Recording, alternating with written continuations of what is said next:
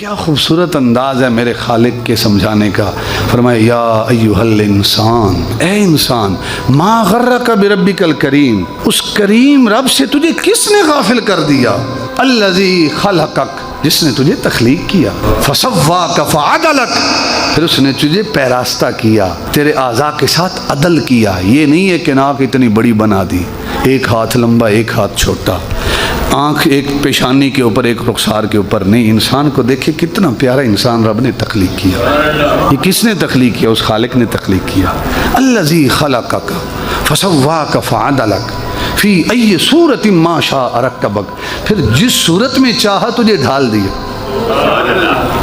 انسان کو کتنی خوبصورت شکل عطا فرمائی.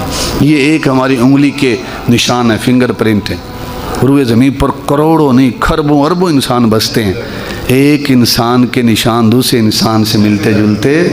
اس سے بڑھ کر یہ جو آنکھیں ہیں، آنکھوں کا جو تاثرات ہیں، جو آنکھوں کی بناوٹ ہے ایک انسان کی دوسرے انسان سے ملتی جلتی. آج بھی آپ ایئرپورٹ پر جائیں نا تو وہاں کی آنکھوں کی تصویر بناتے ہیں، تصویر لیتے ہیں، تمہاری آنکھوں کو کیپچر کیا جاتا ہے، اس لیے کہ ایک انسان کی آنکھ دوسرے انسان سے ملتی جلتی. یہ کس کی کاریگری ہے؟